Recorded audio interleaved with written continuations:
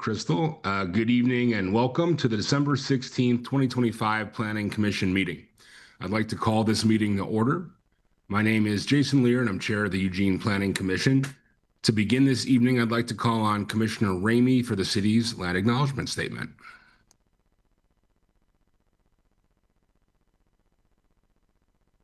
Commissioner Ramey, are you able to provide that? Yes, I am, Chairman Lear. Thank you.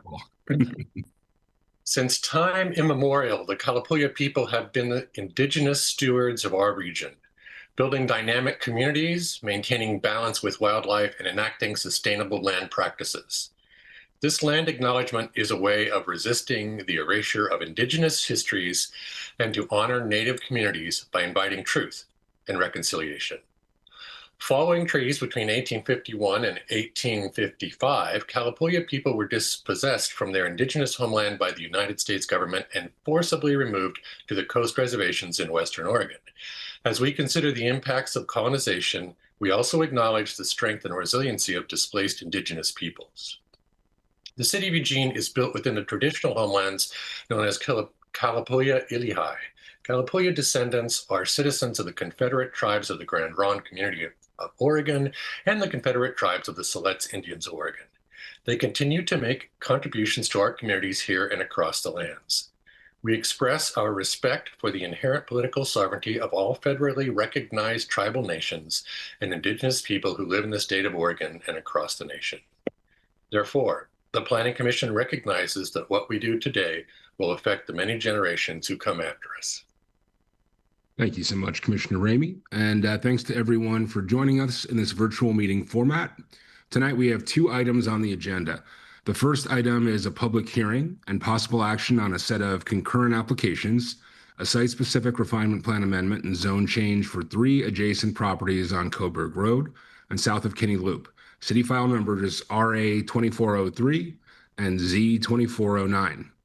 The second item on our agenda is the deliberations for the Public Health Standards Code Amendment application, city file number CA 2503. Anyone wishing to participate and access in the public hearing tonight can do so by following the access instructions listed on the agenda for this meeting. Planning Commission meetings can also be viewed by watching the live stream available on our website or the broadcast on Comcast Channel 21. As I mentioned, our first agenda item is a public hearing. If you wish to speak and provide testimony tonight, please know that we will begin the testimony portion after a brief presentation from staff. When we reach that point, staff will provide instructions about the virtual hearing format and how to participate. Before we start, I want to let you know a little bit about the Planning Commission and our role in the process. First, we are unpaid volunteers appointed by Eugene City Council, who all live and work in Eugene, like many of you. For this set of applications, we are not the decision makers. Rather, we'll review the proposal, testimony, and other relevant materials and make a recommendation to the City Council. The City Council will hold their own public hearing before making the final decision on the proposal. We're at-large members, which means we have to consider the needs of the community as a whole, as well as the needs of all groups and neighborhoods. We're also human beings, which means each one of us has personal views that make us who we are. But as planning commissioners, we're committed to balancing all of our needs as a community and to making the best recommendations we possibly can based on our policies and our laws for us and future generations. That can be pretty tough to do, and we know not everyone will agree with every recommendation we make. So as we proceed this evening, we want you to know up front that we are listening, that we care deeply about you and about our community. We recognize how important these changes are and encourage everyone speaking tonight to do so in a respectful and productive way. That said, given the topic of tonight's hearing, some of the items we have to use are legalistic, or some of the terms we have to use, so I'll try to explain the requirements in plain language the best I can. Since this is a hearing for a site-specific refinement plan amendment and zone change, there are unique procedures which we are legally required to follow. The decision-making process for this application is considered quasi-judicial, so we'll use a quasi-judicial format for the public hearing. Before we begin, the Eugene Code also requires that planning commissioners disclose any conflicts of interest, ex parte contacts, biases, or abstentions. In a quasi-judicial proceeding, the parties are entitled to an impartial or neutral decision maker. To ensure this fair consideration, the Eugene Code and the Planning Commission's rules attempt to limit ex parte contacts or communications between a party and the decision maker outside of the public hearing process. Each planning commissioner must disclose and describe the substance of any communication they have had about this application outside the public process. The planning commissioners must also disclose any conflicts of interest, that is, whether the decision they are about to make could or would result in a personal financial gain or loss for themselves, their relatives, or a business with which the commissioner or the commissioner's relative is associated.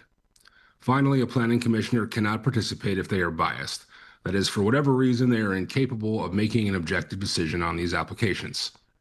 Do any commissioners have anything to disclose? Commissioner Isaacson? Yes, believe it or not, I just want to make sure, full disclosure, the property that we're going to be discussing is literally my backyard. Okay. I'm staring at it right now. I don't think it's going to affect my judgment. I could be unbiased. It does. Decision would theoretically impact my neighborhood and my direct being, but I can't imagine it would be an issue. But I want to make sure that's on the public record. Gotcha. Does that surface any concerns, Lauren or Alyssa? Assuming not. No, I just want to take an opportunity to reiterate what I think I heard from Commissioner Isaacson, and you can nod your head or shake your head if I'm getting it right or wrong. So, what I think I heard you say was that you did, well, I'm assuming you don't have any specific ex parte contacts to declare, that you can, I think I heard you say you can make an unbiased decision on the application based on the applicable approval criteria and the evidence and argument in the record. So not taking into account any outside information that you may have based on the fact that you live near the property. And third, I'll rephrase a little bit, but I think what I heard you say is you're declaring a potential conflict of interest because there's a small possibility that this rezone and potential subsequent development could have a financial impact on the neighborhood / your property, but that's very remote. So in an abundance of caution, you're declaring this potential conflict, but a potential conflict, once declared, still allows you to participate in the discussion and to vote on the item. Correct. Is that all accurate? Yes. Great. Perfect. Thank you very much. Give me just a second.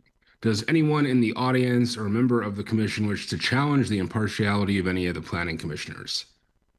We'll give a moment to if Crystal has any hands that come up from the audience. No, not yet. Looks like we're good. Okay. So I'd like to invite our moderator, Crystal, to provide some information for tonight's hearing. Crystal? Well, thank you so much, Chair Leader. Hello, everyone. I am Crystal Fisher, and I will be the moderator for tonight's meeting. I am going to cover a few items before we begin with regular proceedings. So first, I want to thank everyone for joining us in this virtual hearing, and note that tonight's hearing is being recorded. And since we're meeting virtually, and this is a quasi-judicial hearing, I will provide specific instructions on how to request to speak before we begin the public testimony section after the staff's brief presentation on tonight's topic. With that, it's great to have everyone here, and I will hand it back to you, Chair. Thank you, Crystal. So as she noted, we'll begin with a brief presentation from Jeff Gepper and then move on and open the public hearing. Hand it over to you, Jeff. Thank you so much, Chair Lear. I'm going to do the traditional share screen. Just for everybody's benefit, my name is Jeff Gepper. I'm principal planner with our land use planning team here for the city of Eugene. At this point, can I get a thumbs up that you guys are seeing the presentation? Great, thank you so much. We're here to talk about a refinement plan amendment and zone change located just south of Kinney Loop, right off of Coburg Road. Those are files RA 24-3 and Z 24-9. And just for context, I'm going to cover a lot tonight. I know Chair Lear started by saying this is a brief presentation. I'm going to try to keep it as brief as possible, but everybody knows that I love to talk. So we are talking about 3 properties, as I mentioned, that are just south of Kinney Loop and on the east side of Coburg Road. And what is being requested is a zone change to change the base zoning to C2 community commercial. I'll note that on the property is still this overlay zone called nodal development. I'm actually going to talk a little bit about that more detail in just a little bit here.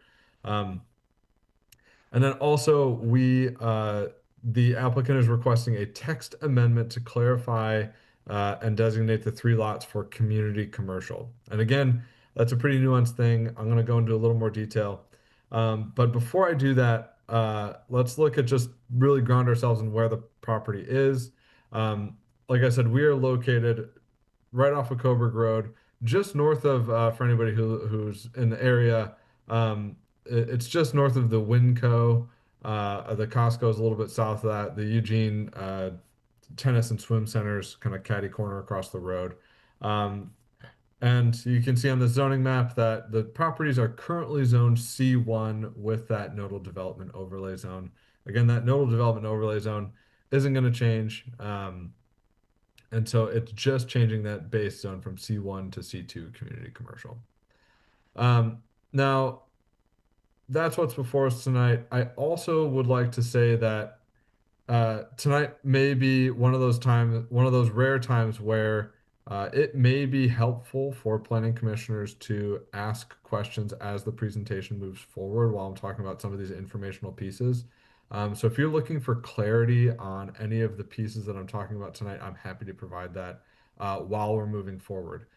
Following the presentation, once we get into public testimony, we don't operate that way, but it might be helpful just for now. So before I get into the actual topic for tonight, I wanted to talk a little bit about zoning overall and just talk about why the applicant is requesting a refinement plan amendment just to change their zoning, because normally zone changes are handled by the hearings official. And so if we think about the way that zoning typically works, we have these overarching kind of long-term policy documents that provide guidance for how zoning is supposed to operate. And so, the main one of those for us is the Metro Plan. That provides us our land use designation map. That kind of dictates what zones typically would apply where, what special situations might exist, like nodal development that we have in this property. But the Metro Plan is a very high level document. It talks very broadly about policies across the city as a whole, and provides us with designations for properties generally. The refinement plan, in this case, it's the Willie-Kinsey Area Plan. Those are intended to narrow down into specific portions of town or related to specific topics and provide additional details, policies, and refined designation maps to help us really narrow in when somebody's requesting a zone change, to help us determine the zoning. So it kind of operates at that level. You start with the big designation map, you move into the refinement plans, and that kind of helps us understand what zoning should be applied to a property. And then that kind of works us over to that's what the base zones are. The base zones that's where the actual implementation of all this policy work comes in. It limits what uses can happen. It applies different standards based on the zones. And then in addition to base zones, we have these things called overlay zones. So that can be anything from like riparian protections to triggers for additional review. In this case, the overlay zone is providing context for something called nodal development that I'll talk about in a minute. And you'll see something hanging out there in the corner called the transportation planning rule. And I'll talk about that in a little more detail because there were a lot of findings related to it in the staff report that went out, and I don't want people to get lost with that one. So thinking about how zoning works here, in the case of this property, we have the Metro Plan, and the Metro Plan actually designates this property as generally as commercial. And under that commercial designation, there's multiple things that can apply, like C1, C2, C3, or GO. All those are okay. But you also see that it's designated within a nodal development area. And so that's why we have that ND nodal development overlay zone, which is really trying to get at more transit oriented, pedestrian and bicycle friendly oriented things. So it prohibits a number of uses. I'll talk about that a little bit later. The refinement plan here, we believe that it likely designates this property as for the general office zoning. I say that with the word potentially because the policy is potentially a little bit unclear, as is the map. And so, if that were the case, that it really clearly depicted it as GO, then the appropriate zoning here would be general office. It's this lack of clarity, which is why the applicant has applied for the refinement plan tonight to provide that clarity for what these properties should be. The applicant is seeking C2 and retaining that ND overlay. So just before I move on to the transportation planning rules, I don't see any hands raised, so I'm going to assume there's no questions. Just take a little break for that in case. All right, seeing none. The transportation planning rule. This is a state law that applies in several different instances, but the number one time we deal with it is zone changes. And then we are also dealing with it in this case because of the refinement plan amendment.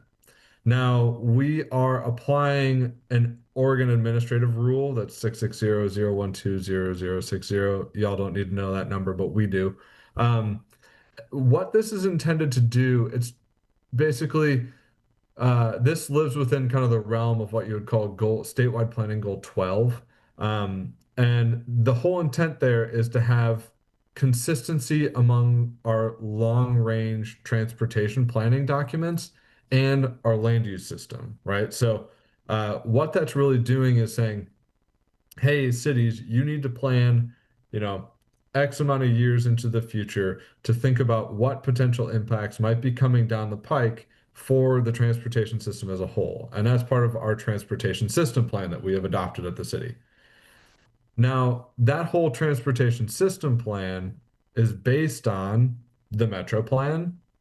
And so if we change anything to the Metro plan or to any refinement plans of the Metro plan, we might be creating inconsistencies between those long-term policy documents and our transportation system plan.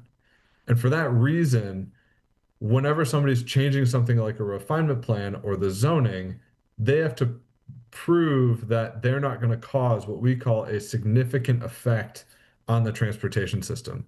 And so you may wonder, how do they do that? They do that by looking at the maximum build out scenario under the current existing regulations or current existing assumptions. And then under, hey, based on what they're going to change, how does that maximum build out scenario alter at that point? So this is not about specific development. This is about very theoretical kind of 10,000 foot view of how planning works. And so the transportation planning rule is really trying to get at whatever they're trying to change within this refinement plan or within the zoning. Is that going to have an overarching effect on the transportation network that we didn't anticipate? And if so, then they have to kind of mitigate that in some way. In this case, it's a really interesting one because just the zone change actually doesn't cause any inconsistencies. The Metro plan assumes commercial, they're going to C2 commercial. There's no problem there. It's the refinement plan amendment that is actually triggering them proving up on the transportation planning rule. And based on the analysis that staff did, we concurred with them that actually their proposed change does not create any significant effect, meaning that if you compare what it is today and what it's designated today with the changes in the refinement plan that they're proposing, no significant effect was found to occur under the transportation system. So happy to answer any other questions on that. But generally speaking, this is very separate from traffic impact analysis, which is something that you may hear about a lot more. That's something that happens at the time of development. So if somebody comes in and they want to develop a fast food restaurant or something that's going to generate a ton of trips, if it's over 100 trips, then we actually do a traffic impact analysis based on that specific development. So this first one is just that 10,000 foot view for the transportation planning rule. The TIA and the traffic impact analysis, that would happen later at the time of development. That's not what we're talking about today. All right, so all of that context provided around kind of what we're talking about here. They've requested a zone change from C1 to C2. That's a pretty cut and dry request. Where that, as I mentioned, where that doesn't get cut and dry is because there's a policy within the Willikinzie area plan that would indicate that this property might was intended to be general office and not C2. And so that would mean that we would have denied, potentially denied an application for a zone change unless they changed the refinement plan. And so for that reason, the applicant has applied for this refinement plan amendment, thus why the planning commit and refinement plans are considered by refinement plan amendments are considered by the planning commission and the city council ultimately. And so that's why you're here listening to me talk about a refinement plan amendment and a zone change tonight. So what are they, when I talk about this potential, this kind of issue within the Willikinzie area plan, this is what I'm talking about. There's a map within the Willikinzie area plan that shows these three properties and it indicates them as commercial. And it is associated with this policy, policy 6. It says the city shall recognize that the area adjacent to the north side of Crescent Avenue, designated as commercial on the Willikinzie land use diagram, shall be zoned general office. Now, these properties are north of Crescent Avenue, and the question of whether they are adjacent to the north side of Crescent Avenue, that's kind of the question at hand. And that lack of clarity was enough to say, hey, if you want to change these three parcels to be C2 instead of general office, actually, when they came to staff, we said we recommend doing a refinement plan change to change that policy to make it more clear. Because if you look at this map, this is the actual like zoomed in map within the Willikinzie area plan called Inset Map D. You'll see that this area to the north, it does say general office in kind of fuzzy letters that you see there. And you'll see this thick black boundary. And that thick black boundary talks about the Crescent Village boundary. And these three properties are outside of it. And it's like between the lack of clarity in that policy and this map, where you could interpret it maybe different ways. We said, hey, we recommend clarifying this policy in order to get your zone change approved. And so with that, they've proposed this text amendment to policy 6. And the important thing is that they've maintained that the rest of the area should still be zoned general office. But then they've carved out a specific thing that says that the properties shown outside of the Crescent area village area, it's only these three properties. Those are the only three impacted here. And it says they shall be zoned community commercial. If this refinement plan text amendment is approved, then the zone change likely can move forward. And so the zone change is really hinging upon this policy being amended, which requires planning commission recommendation and ultimately city council approval. So we did receive some public testimony that came in from the neighborhood organization. We tried to directly address those within an attachment to the AIS. But some considerations that we just wanted to flag for everyone, just so that we talk about a little bit, was these three topics, which kind of what would this change do? And that's really, allowing a broader range of uses. The ND overlay zone is proposed to remain, which does have some limitations to it, and building height would be a big change. So first, talking about allowed uses. Right now they have the C1 zoning, and that has a very limited set of commercial uses allowed because it's intended to kind of nestle within a residential area. The GO zone, which is what the plan policy would kind of intend this to be potentially, has a wider range of uses than C1, but it's still limited in kind of height and scale, and the uses don't include some of the maybe more intensive uses that you might see just allowed outright in C2. And then the C2 zone has one of the broadest spectrum of allowed uses for commercial, with the exception of maybe C3. But some of those things that are added, if they were to go to C2, they could have residential, like a multifamily apartment building, allowed outright. That would also be allowed outright in GO, but with more limits on height. Um, C2 would allow, larger general merchandise stores, things of that nature that wouldn't otherwise be allowed in the GO or C1.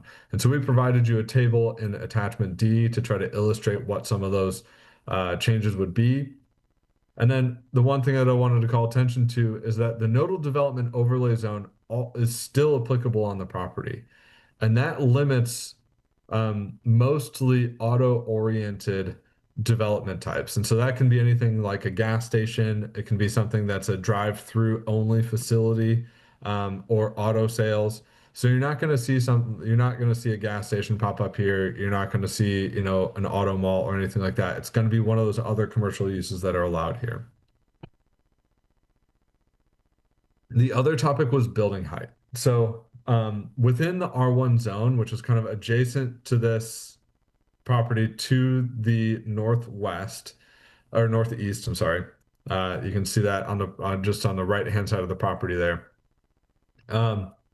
The limitation there is 30 feet within the residential zone, R1 zone. And so any commercial development that occurs on any of these tax lots is going to have a height limitation imposed on it. And that means within 50 feet of that residentially zoned parcel, no building can be higher than what's allowed in residential. So that will be limited to 30 feet within that 50-foot buffer. Now, as indicated on this kind of diagram, there's approximately 53 feet of available space, which kind of gets larger towards the south of the property, that would allow higher height limits. In C2, the height limit is 120 feet, and so that would be allowed there. Whether that's likely or not is another thing to consider. And then if this were to go to GO as opposed to C2, that building height would be 50 feet within that area outside of the residential kind of buffer zone. And so I'll just note that like these types of residential buffers that are built into the commercial standards, those are some of the things that the Willie-Kenzie area plan didn't really consider when it was drafted. When it was created in 1992, the city didn't have as robust commercial development standards or multifamily standards for that matter. And so it oftentimes was trying to mitigate some of those by imposing some of the things like site review or limitations on the type of zoning. So all that said, what this comes down to brass Hey, Jeff, tacks. I've got a question for you. I don't want to stop your flow, but maybe No, please. to ask it. So I just want to see if I'm understanding this correctly, and hopefully if I'm not, you can point me in the right direction. So that question of whether or not it's in a general office designated base zone according to the Willie-Kenzie plan, does that rest on whether or not the word adjacent is taken to refer to these properties in relation to Crescent, or That the conservative reading of it, and that's where it's like the conservative reading of that policy, and let me go back to that policy just so that we're all looking at it. So it says the city shall recognize that area adjacent to the north side of Crescent Avenue designated as commercial on the plan shall be zoned GO. So it's all about that adjacent to the north side of Crescent Avenue. A conservative reading of that would say it's anything north of Crescent Avenue. And so, in an abundance of caution, staff was like, hey, we think that you could go to a hearings official and you could potentially have your zone change denied based on that phrase. And so, if you want, it's like a liberal reading of it could say, well, what's the difference of adjacent versus abutting, right? And so, it's like, oh, well, those properties aren't abutting, but are they adjacent? And what's that kind of limitation there? And that risk analysis is something that the applicant went through to determine whether or not they wanted to apply for this kind of clarification. Does that help answer the question? yeah, absolutely. Is there any like definition of adjacent in this code? Not within Eugene's code. So then we defer just to the basic definition of it, which doesn't necessarily provide clarity in these instances every time. Thank you. Which is exactly why in a risk averse situation, you just go for the full clarification. So that said, this all really comes down to the zone change approval criteria. So that means, are we consistent with the metro plan? Are we consistent with the remaining, policies and designations within the Willie-Kenzie area plan and the base zones? There's a very long set of findings that you'll find in your staff report that indicate that we do find that this is consistent with the metro plan. It's not just by changing the zone, it's not going to create any inconsistencies with the Willie-Kenzie area plan. The transportation planning rule, as I mentioned, is satisfied. Key urban services is, on Coburg Road. Those are all available. And for siting requirements, there are no siting requirements for C2 zone. So it's allowed to go wherever it's designated as such. The refinement plan evaluation has a much longer set of findings because you have to demonstrate compliance with every single one of the statewide planning goals, as well as any policies of the comprehensive plan, and it has to be consistent with the remainder of the refinement plan.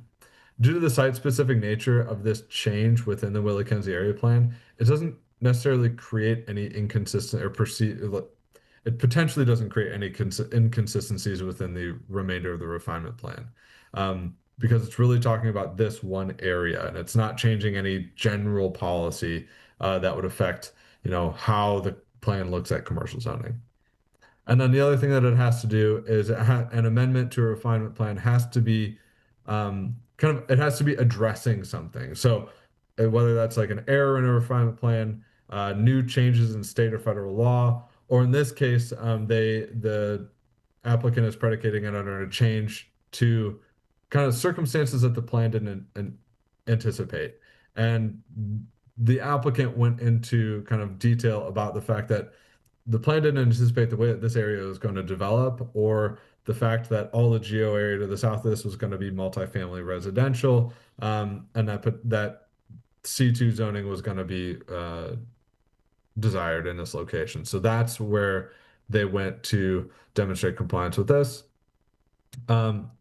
Some potential deliberation points, we can go back to this a little bit later, but it's really just looking at that refinement plan amendment, the change to the policy, the zone change, and if there's any questions about the transportation planning analysis, happy to talk about that. Just a reminder that Planning Commission is just making a recommendation.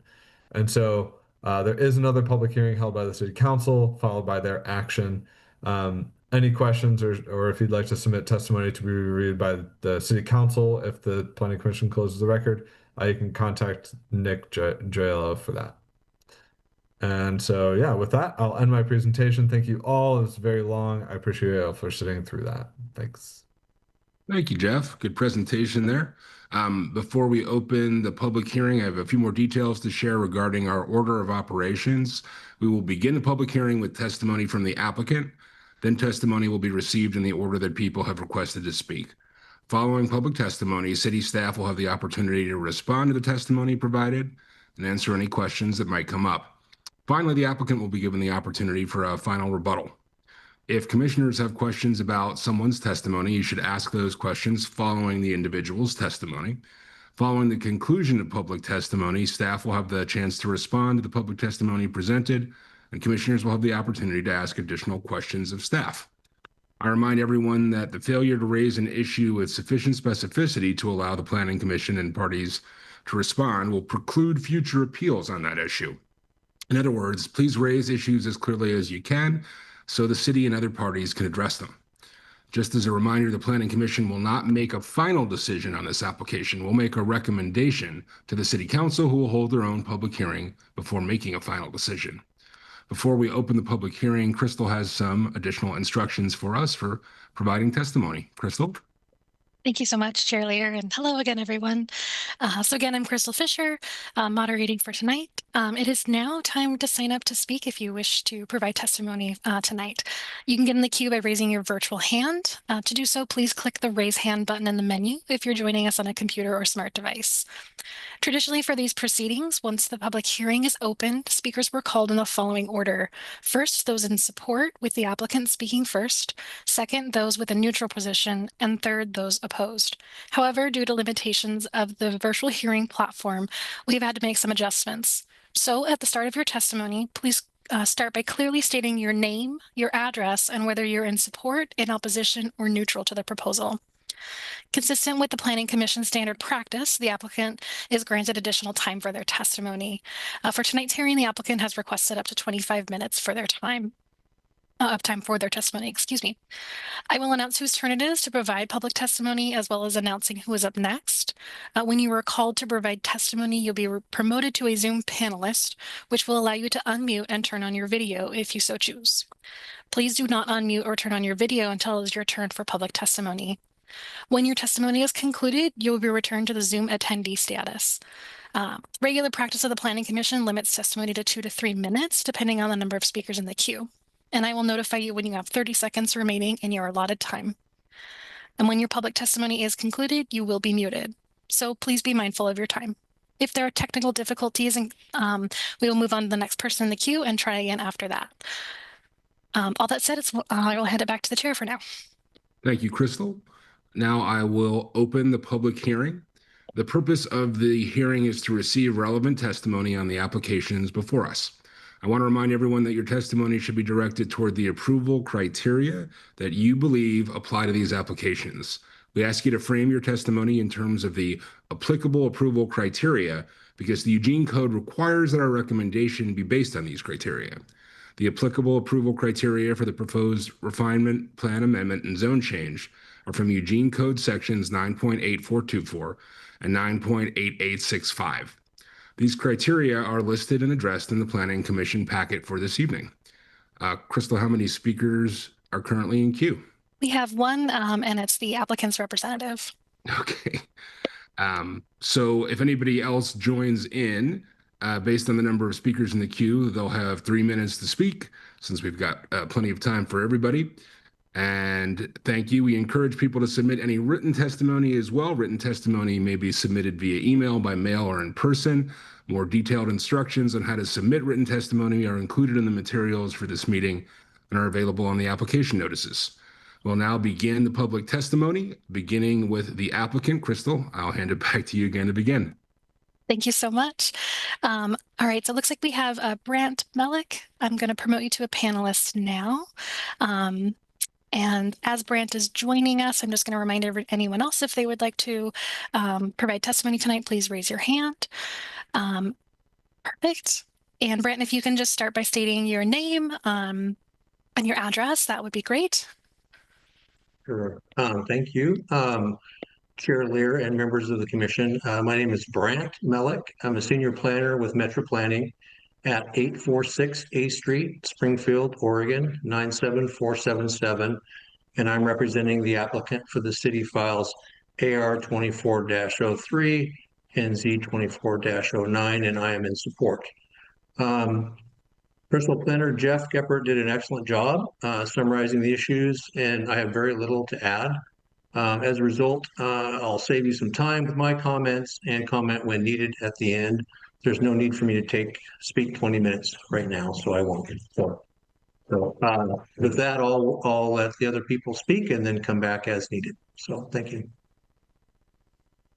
Crystal, has anybody else signed up for the queue? We have not had any additional speakers request. Gotcha. Well, thank you very much, Brent, for taking time out of your evening to share your thoughts with us. I'm assuming there's not going to be any staff response at this point. Do any commissioners have any questions? And there will be opportunity to ask questions of staff later following the close of the hearing, later tonight for any items that may be needed for follow-up during deliberations. Any questions from commissioners? Looks like not. We would now be moving on to the opportunity for the applicant to present any final statements. So I don't know if you have anything else to add, Brant. No, thank you. At this point, I do not. So thank you. Perfect. Give it a minute. I don't imagine we're going to have any requests to hold the record open at this point, but want to make sure that no commissioners want to do that.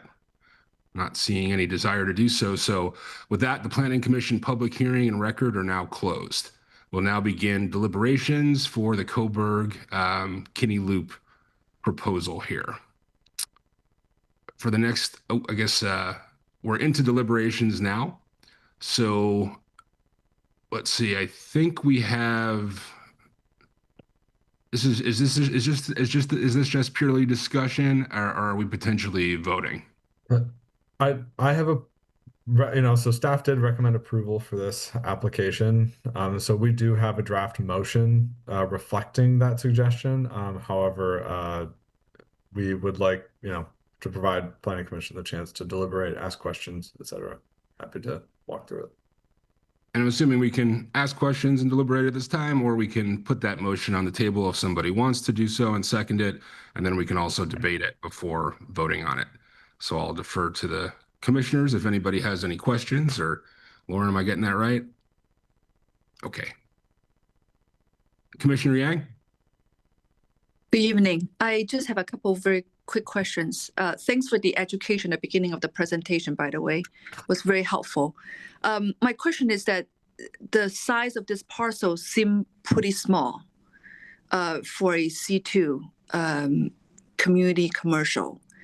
And in the presentation, the applicant state that the rationale for making the applications because that with the GO, with the C1 zoning, they have not been able to generate development interest. Given the small parts of land and the very vague statement about unable to generate interest, but it did not really talk about what's the interest once we change it.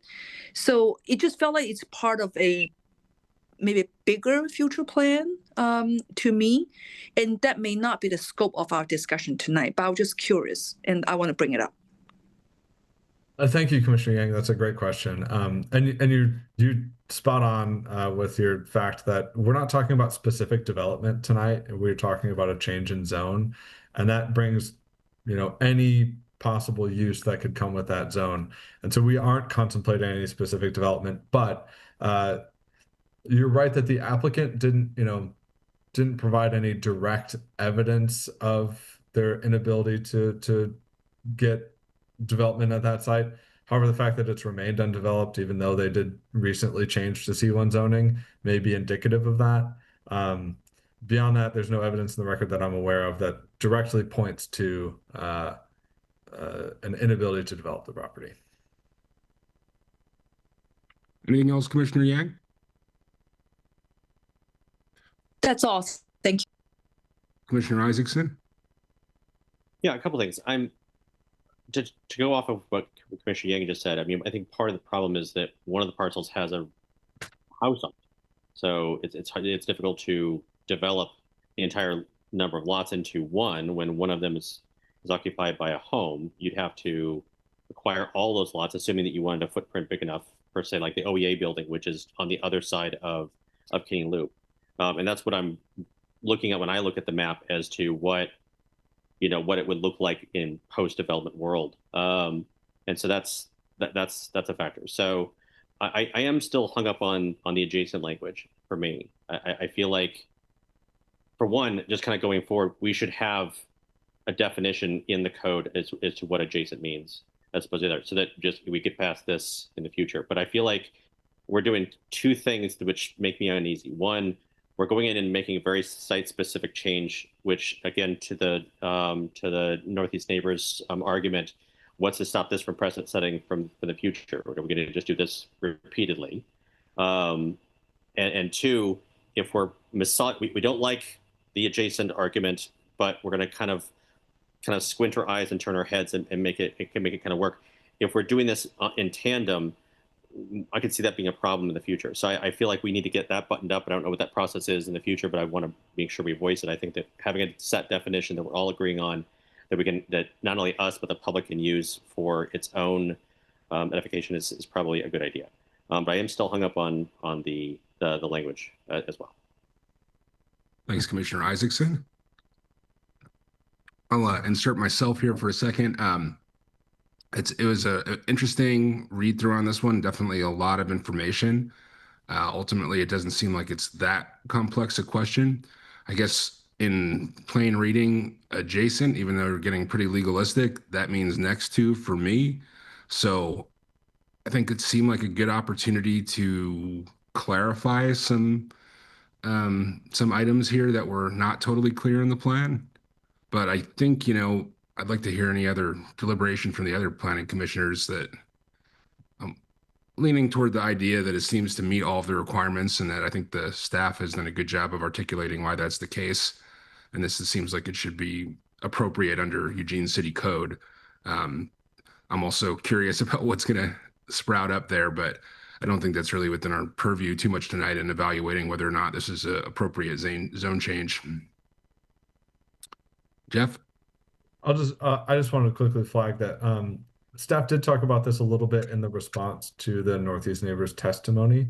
But we don't believe that this would set any sort of precedent, especially related to the word adjacent, because the applicant has proposed just clarifying it.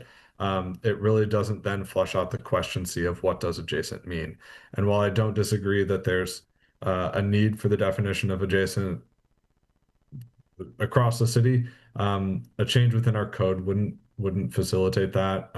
It would have to be a change to the specific plan, and it gets really complicated when you start digging into it further, which is kind of why we've never tackled that issue. So just wanted to say I appreciate that comment for sure.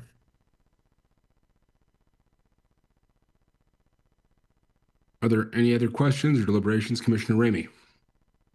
I don't have a question, just a couple of observations. First, I'm really grateful for the neighborhood to have raised the questions they did, because it made me think about, what we're doing here. And I'm also equally grateful for the staff replying to them in the way that you laid it out in the report. That's very helpful. I found comfort with the way the staff had replied to the issues that were raised. And I'm in favor of pushing this, recommending that this move forward to the City Council. Thanks, Commissioner Ramey. Commissioner Edwards. Thanks, Chair Lear. I'm going to echo Commissioner Ramey's comments, and if someone would like to provide language for a motion, I'm happy to put one on the table, and unless folks have additional questions, but happy to continue to move us along. Can we put the language on the screen, Jeff? All right, I will move to recommend that the City Council approve the requested refinement plan amendment and zone change, and adopt the proposed text amendment to the refinement plan as included in attachments B and C to the December 16th, 2025 agenda item summary. Well I'll done. second that. Thanks, Commissioner Ramey. So at this point, we have the opportunity to continue deliberations and to debate on this, and just want to make sure that all the planning commissioners present, if you have any other questions or anything else that you'd like to say, have an opportunity to do so. If not, we'll move on to a vote, I think. Not seeing anything else at this point. So all of those in favor of the proposed motion, please raise your hands. And all of those opposed? Okay, we have an opposition from Commissioner Isaacson and the rest in support. So we'll now move on to the next agenda item. For the next agenda item, I'd like to turn it over to Reed Verner for a brief introduction before getting into deliberations. Thank you, Chair Lear. Share my screen.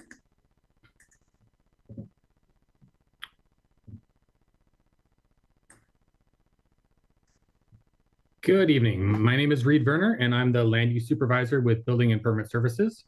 I'm here to discuss the Public Health Standards Land Use Code Amendments. I'm going to start with some background information for the project, focusing on the direction that the City Council provided back in June. I'll then review the proposed land use code amendments, and I'll close with an outline of next steps, and will be available to answer any questions. At the June 2025 work session, the City Council passed two motions. The first was to move forward with the land use code amendments related to improving coordination with our public health regulatory partners.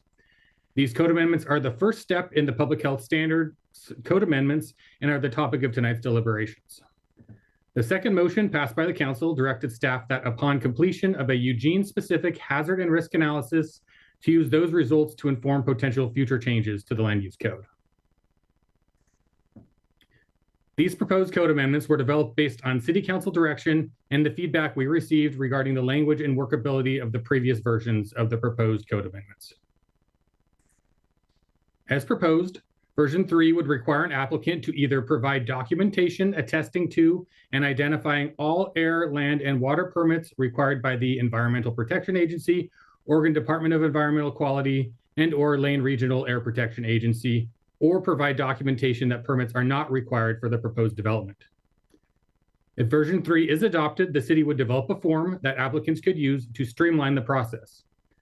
The form would identify the 3 regulatory agencies and would provide contact information for their permitting offices.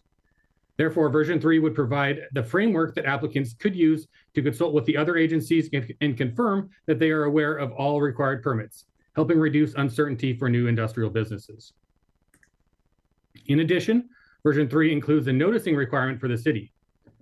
Following submission of a development permit, the city would be required to send notice to the subject regulatory agencies to inform them of the proposed development and what permits the applicant attests are required, if any. The city's noticing requirements would close the feedback loop by informing regulatory agencies of what permits the applications attest to needing. El Rapid testimony pointed out that the notice would allow their staff to quickly assess the proposed use and determine if their regulations were correctly identified, enabling timely intervention before a facility begins operation without the necessary air quality controls. So now we're moving on to next steps. So following these deliberations, the Planning Commission will provide a recommendation to the City Council. The options provided in the code include recommending approval, approval with modifications, or denial of the application. In accordance with the code, the recommendation shall be based on the applicable approval criteria in the land use code that were covered in the draft findings submitted as attachment B to the AIS. Staff is recommending that the Planning Commission recommend that the City Council adopt version 3 of the code amendments, and a draft of that motion was provided in the AIS, and I also have a slide with the motion language. Following these deliberations and the Planning Commission recommendation, the City Council will hold a public hearing on the proposed code amendments, tentatively scheduled for February 17th, 2026. So now I'll turn it back over to Chair Lear. Thank you, Reed, for that information. We'll now open for deliberations on this topic. We can begin with any questions commissioners have for staff. Also, staff provided a recommended motion in tonight's AIS. If anyone wants to put that on the table, feel free to do so, and we can continue to deliberate and debate based on the motion, or we can discuss first and ask questions. Commissioner Edwards? Thanks, Chair Lear. I just really want to thank all the work that Reed and the planning staff has done on this. I know it's been many, many months in the works, and I just appreciate all the time. I know that I've personally sat in rooms and meetings with you and some of the business members of the business community, and you've always been very, very gracious to hear folks out. I'm just want to put it out there. I'm not in support of action on this tonight, and I kind of wanted to just try to explain from my perspective, and I'm going to read from both the language in version 3, as well as I have pulled up the table for the employment and industrial zone land use permit requirements, to just looking at the allowable uses. Because my main issue that I have with this is that version 3, and I'm reading from the language, would require an applicant proposing new development in E2, I2, or I3 zones to, quote, provide documentation attesting to and identifying all air, land, and water permits required by the Environmental Protection Agency, the Oregon Department of Environmental Quality, and or the Lane Regional Air Protection Agency, which is LRAPA, or provide documentation attesting that permits are not required for the proposed developments. None of those agencies answer to the city. None of those agencies, there's no enforcement mechanism. And as I look at the code and look at the allowable uses in these zones, if I'm a bar, a tavern, a deli, restaurant, caterer, art studio, gymnastics school, ice cream store, library, computer store, bookstore, museum, bowling alley, mini golf, theater, bank, hotel, the list goes on, I'm going to be required to procure documentation from all of those agencies that says that I don't need a permit. And that inherently creates a huge problem, because now you have a situation where if they can't get that documentation, now we're at a standstill. And that is the unintended consequence that a lot of my businesses who are regulated have said this is the problem that it's creating. And I'll just state this again, and I know I've said it in previous meetings. I don't believe that City Council has clearly articulated the problem they're trying to solve with this. And I think everyone kind of points to the J.H. Baxter situation. I don't condone that in any way, shape, or form, but that is, literally people operating illegally and conducting illegal behavior. And this just simply doesn't stop that. But what could result as a consequence, I believe is a huge problem. And I just think that I'm cautioning my colleagues to just think twice about this. And my recommendation would be for council to actually wait for that risk and hazards assessment and actually see what the problem is that they're looking to fix and solve for. And then, as we all know, code changes are not something we just willy-nilly do easily. It takes months and months and months. This process has taken months as it is. And I would just encourage council to just hold off until they have more information. So I appreciate you all letting me speak, and I will go on mute now. So thank you. Commissioner Beeson? Thanks. I've been thinking about this quite. I also want to start out and thank Reed and any other staff that's been involved with this over the last number of months. We've had a number of meetings on this. We've been through several versions. And thank you, Reed, for getting all this together. I've appreciated the written material all the way through, and I found it helpful. I will say I came away at the last meeting, which I'm remembering the date is November 18th. I think I have that right. But that's when version 3 was proposed to us. And I was pretty uncomfortable with the idea of going forward with it that night without additional public comment. So we went through that, and we've received some additional comment. But at this point, I think I'm ready to take this, recommend that this go forward to the city council. And I would, I guess I'm ready to actually put a motion out there to do that.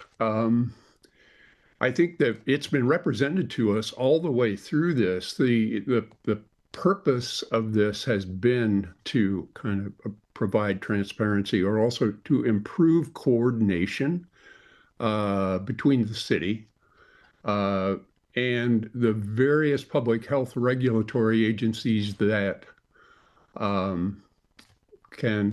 would have regulatory authority over or permitting process for industrial development where this kind of thing might be applicable. And I think we've come to a point after 3 versions of this where the way that it's worded now and the approach we're taking does that. And I'm in support of taking it forward to the council. What we're doing, the way I read it, we'd be requiring that an applicant for a building permit for industrial development with applicable processes would provide some documentation that we use the word attesting to and identifying air, land, water permits that are required. I don't think there's a problem. I don't think there should be a problem that if someone is proposing a new development with such processes, that they would have some understanding of what kind of permits would be required. So I'm having trouble understanding why this should, if with that kind of a development, why this would be onerous. And I think the way that we've got it in version 3, my understanding when we went through the other 2 versions, there was, as Reed was, and we were reviewing it with the agencies that are involved, and also reviewing it out there with the development community. There were some issues about how we might implement it, and I think we've tried to address those. So I guess I would want to just put that out there as a statement. I think what I'd like to do is go ahead and make a motion. I've kind of spoken in support of it in advance, but I'd like to go ahead and put the motion on the floor. And if there's a second, I guess we'd continue discussion. Do you have it available, Commissioner Biesner? Can we put it on the screen? I do. Okay. Well, what I have available is the recommended motion that was included in Reed's AIS. Perfect. And he's put it on the screen as well for everybody. Oh, okay. Let me go back to the yeah, so I would move to recommend that the Eugene City Council adopt version 3 of the proposed public health standards land use code amendments included as attachment A to the agenda item summary. I want to add to that, if it's all right, dated December 16th, 2025. Thank you, Commissioner Beeson, making a very precise motion. Do we have a second? I second. Seconded by Commissioner Bailing. So we'll now continue our deliberations. Commissioner Isaacson. Yeah, I also wanted to thank staff for this. I think that part of the Office of Planning really should be the Office of Needle Threading, because you always do such a great job of presenting the case in such a way that is really informative for people, that they don't feel like you're pushing one versus the other. You actually do provide a lot of information out there. I want to echo what Commissioner Edwards said, not to make this super anecdotal, but I operate a business that is one of the most regulated in our state without any question of a doubt. Luckily, I don't have to deal with the federal government, which would be entertained here. But if you're a large operation and you have a fairly large amount of cash available to you, there are an endless number of consultants that you can go to make sure that all of your ducks are lined up and that you have everything all ready to go and everything will work fine and seamlessly for you. And it's just really a matter of time. Find a property that works, get your consultants ready to go, have them put everything together. They'll give you a timeline. And at some point in the future, you'll have your ribbon cutting ceremony and you'll open your doors. That's not most businesses in Oregon. Most businesses in Oregon are small business owners. People who are trying to make payroll, who wake up in the middle of the night and don't know how they're going to do it, who wake up after 4 hours of sleep or 2 hours of sleep because they had to go in and work when their employees were sick or whatever it was. They don't have those money for those consultants. The number of times I can tell you that I have been told by state agencies, you are set and ready to go. Here's your list of things to do. You do it. And it turns out something got it wrong. There's something additional. Now you have to go back to the drawing board. And all of that takes time and money. All that takes effort and time. And at some point, some people just say, I can't do this. I'm going to have to go someplace else or not do anything at all. I don't believe our purpose is to call balls and strikes in the way that we're doing right now with this. Just as the previous action we did tonight, we can't think about what possibly could go on for development here. I mean, it is the 800-pound gorilla in the room is this is about Amazon. This is what it is, right? And I get that. I'm not a fan of them either, but that isn't our job. Our job isn't to wonder what could potentially be there. Our job is to create a blind policy, a blind infrastructure that allows anybody to come into our space as long as they follow the rules. And I want to make it fair for the small mom and pop as well as, whoever else wants to come in here. And it concerns me that we are creating a policy that will shut out the majority of people who are looking to start a small business, which is the largest employer in our country. And that really bothers me. Again, anecdotal, I have a warehouse. We applied for a simple ODA permit that would require, that simply added us that we had to have a bathroom. That's all we had to do. But because that bathroom door adjacent to the kitchen, even though because that door existed, 4 different agencies said, 2 said yes, 2 said no. We had to hire a separate consulting firm to come in there. It was an incredibly expensive process to tell us which one was the right one, even though the agencies were telling us one story and versus another. There are a lot of people who would just say, you know what, I just can't do that part of it. And how much business are we losing for our community? How many employees are we not hiring? All because we are afraid of another potential Baxter situation or potential Amazon to come in, which again, isn't our job. And as much as I don't like those people, much like Commissioner Edwards was saying, we have to be looking at the whole board and instead of afraid of the boogeyman, which has affected us in the past, but we have to be mindful of the entire community as a whole. And it really bothers me that is what this seems to focus on. Thank you. Thank you, Commissioner Isaacson, and I'll get to you in one sec, Commissioner Bailey. I was going to insert myself in there next. I was recently reading this anecdote about New York City and how there was a couple of well-publicized construction accidents in the 80s. And so they passed all of these rules. And now whenever you walk in New York City, the entire thing is all of these structures built everywhere. I mean, it looks awful, and it's one of the biggest city in the world.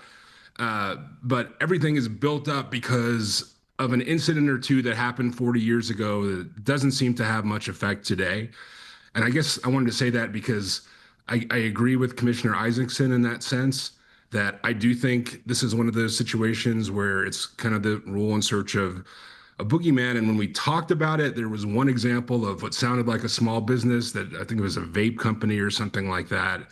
But I don't think that this responds to the argument that's made over and over again about Baxter and about other threats to folks' health. I do know that we talk over and over again, and so does the city council and state legislature, about housing and jobs, housing and jobs, housing and jobs.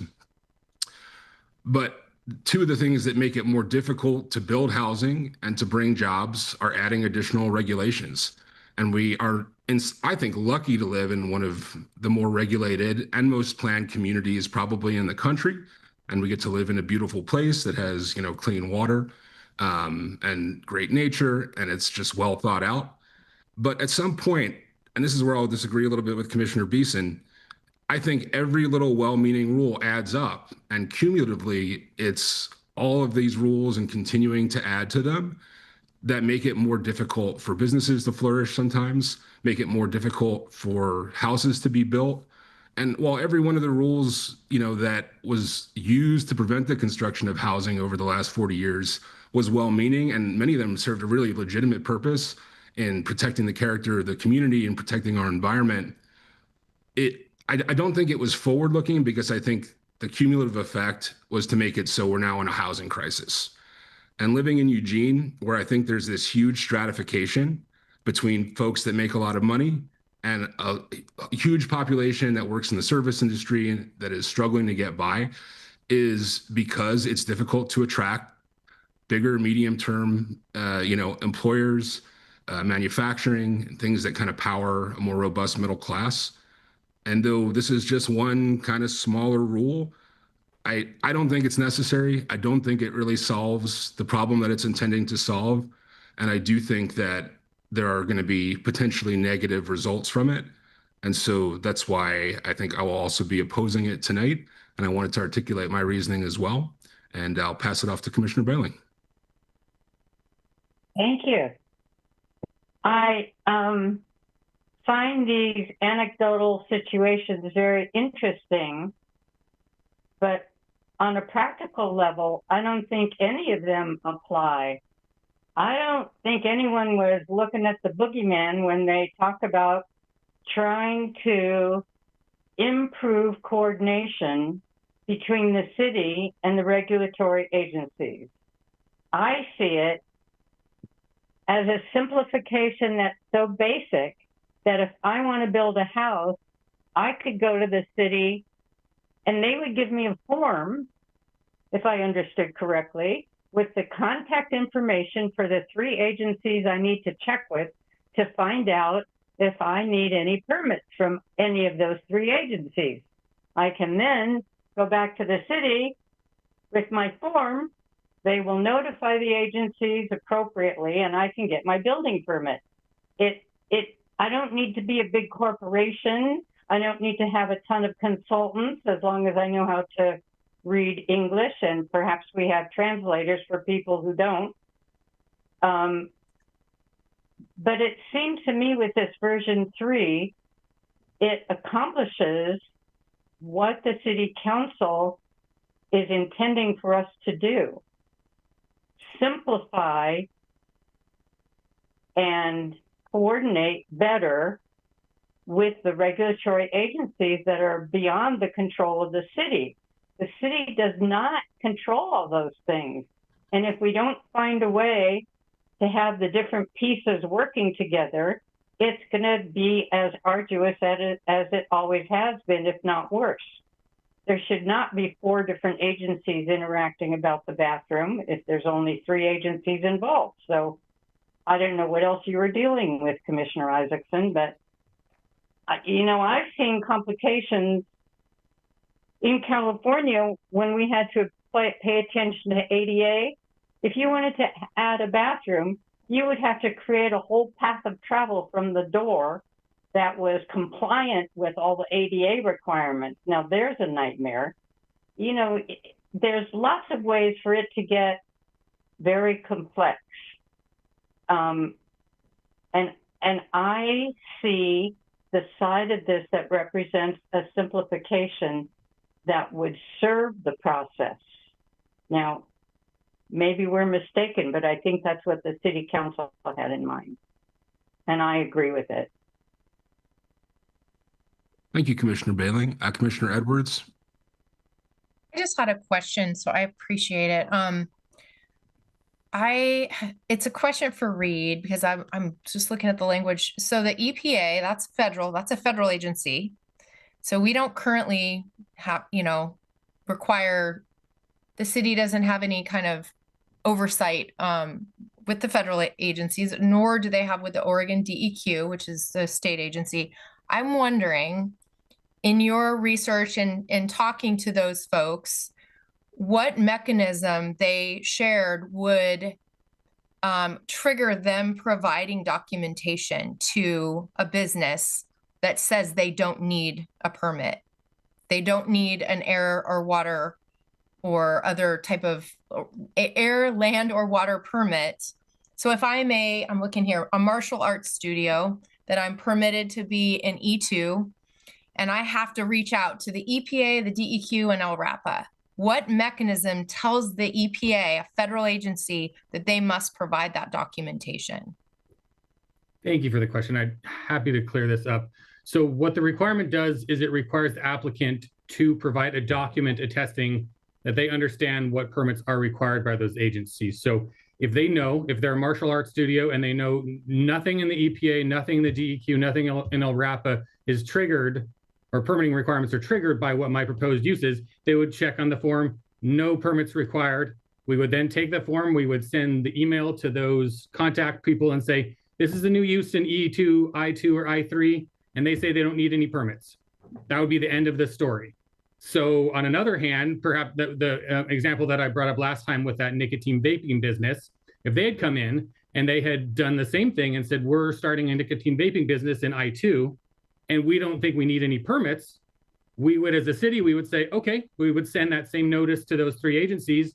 And in that case, the DEQ would say, well, hey, you actually are doing a use here that requires storing of hazardous materials, so you do need a permit. And they would be able to capture that at the initial permitting stage rather than down the line when somebody might complain because somebody didn't get their required permits and they started operations anyway. So it's not a requirement for those agencies to provide documentation. It's a requirement for the applicant itself to attest that they understand what permits are required. And then that notice that the city sends provides that information to those agencies that this is what the applicant is saying that they need or don't need, and it gives them a chance to capture that at the initial stages rather than waiting for a complaint to start enforcement.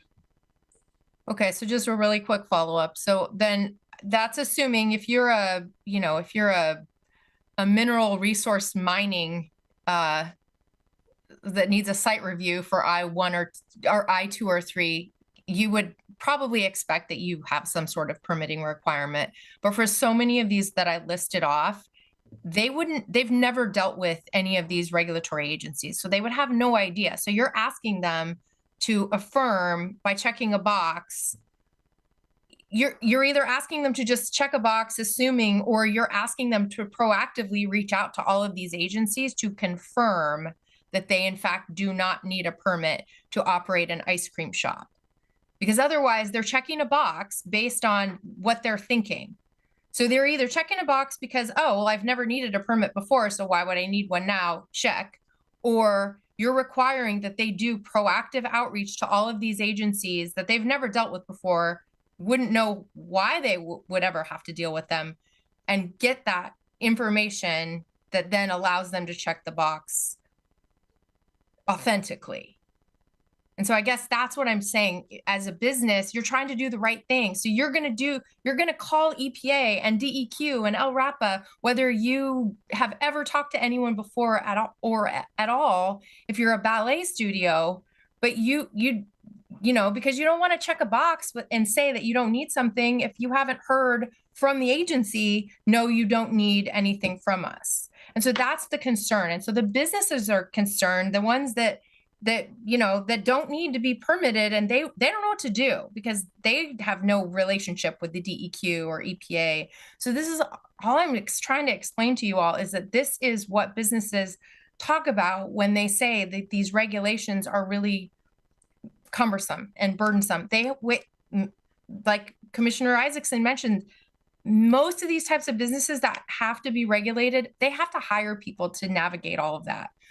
Same with the land use process. We deal with a lot of those land use people all the time in these meetings. And so we know who the regulars are. I just think that I just want to caution folks that this is what you're asking them to do, is to pile on at least 3 regulatory bodies and communicate with them just to be able to check a box to attest that they don't need a permit from those agencies.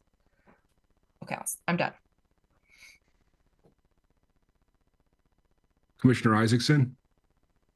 Yeah, and I'll limit my comment. I don't want to have this become like a back and forth. I mean, we're kind of getting to the crux of everyone's arguments. But what I will say is,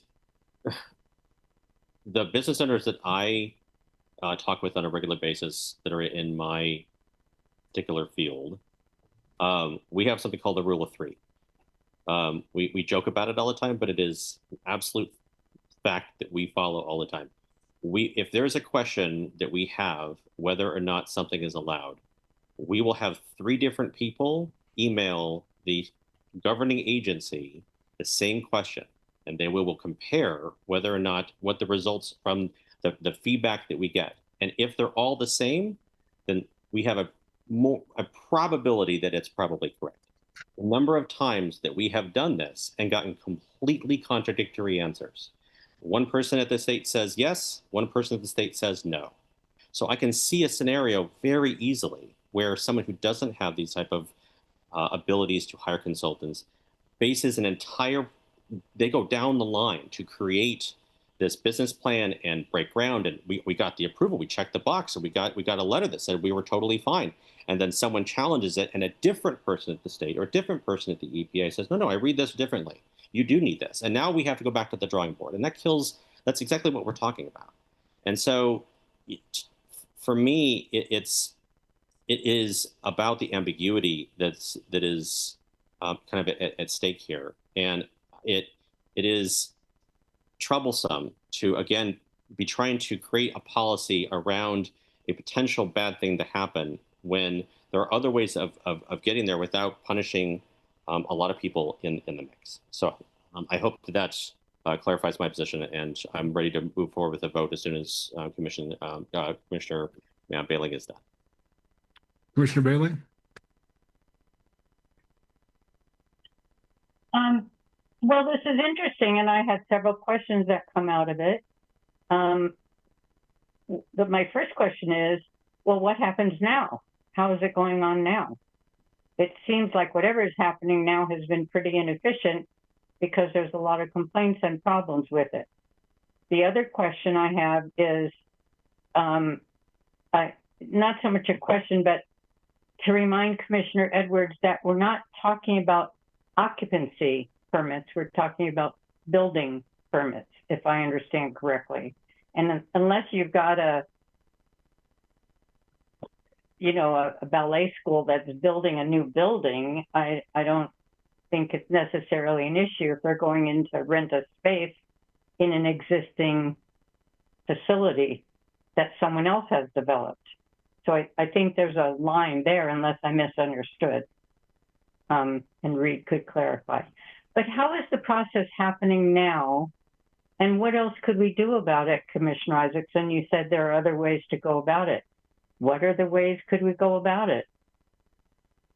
And those agencies are not in our city regulation. It's not under the city to monitor them. So, but they're the ones that have to issue the permit. So there has to be some coordination. There has to be some communication. If you have a better idea, I'd really like to hear it. And before Commissioner Ramey, give Reed a chance to respond there. Thank you, Chair Lear and Commissioner Bailing for the question. So the way that the code is, or the proposed amendments are drafted, it does apply to development permits. So if a use was applying for in the zones E2, E2, I2, or I3, and they needed any kind of permit, they would have to attest to either needing or not needing these permits. So, however, with a use like a ballet studio, which keeps coming up, I mean, that's a pretty obvious one. It doesn't trigger those requirements, but there are some other uses like coffee plant roasters. There's a number of other food manufacturing uses and things like that that people might not understand would need these requirements. So the idea behind this code is that they do those checks initially and find out if they do need the permits. And if they need them, then they'll fill out that form. All we do is we need that form, and then we send the notice. If they are wrong with what they said or they attested to, we're not going to hold up our building permits. We're not going to hold up occupancy. It would be then a heads up to those other regulatory agencies that these are the permits that the applicant attests to needing. And then if they have any sort of other thoughts or they think that that's not correct, then they could have follow-ups with those specific applicants. But the city, once we get that form and we send our notice, we're done with our obligations under this. There's not going to be any sort of holdup of occupancy or holdup of our building permits or anything that the city does after sending that notice to the agencies. Hopefully that clarifies. Thanks, Reed. Commissioner Ramey. Thank you, Chair Lear, and to the commission and staff and others who have been working on this issue for seems like 6 months now since the council started. As you know, I did not attend the hearing and I did not attend the previous deliberation on this issue. I did, however, watch the hearing and watch the deliberations, and I have read the materials, many volumes of them, and it's a pretty interesting issue. And there are two things that I'm struck by. One is how good the commission works. I mean, how the system works. That you start with this sort of interesting, well-meant, well-meaning motion from the council that is frankly not workable. You can't create a land use code that makes sense out of what they sent to us. So now the commission's saddled with trying to figure out, okay, how do we make some lemonade out of this? And what are the issues that we're talking about? So someone has reclassified it as a coordination between regulatory agencies. And I think that's exactly what we're doing. And the best way to do that is what we're trying to get at. What level of coordination do we provide that is not so burdensome to businesses that they go to Springfield or God knows where, or somewhere else, but here, because we want to keep them here. And on the other hand, we don't want businesses that aren't following those rules. So I'm just not sure how you set that filter at the right level. But what I like about this proposal so far is that it has a feedback loop. So what we're really doing is we're raising our hands as a community and saying, hey, these people ask us for a permit. And we send that to these other agencies that we don't control, federal, state, and local. We had no control over them, frankly, don't even know what the regulations are, but each of them has the ability to issue permits and to penalize people who don't follow permits. So what we're saying to them is we're saying, hey, we're doing this development in our community that probably, maybe, we don't know, needs your oversight. We're not going to get involved with that oversight. And as Commissioner Isaacson says, we don't want to. Those are messy places, right?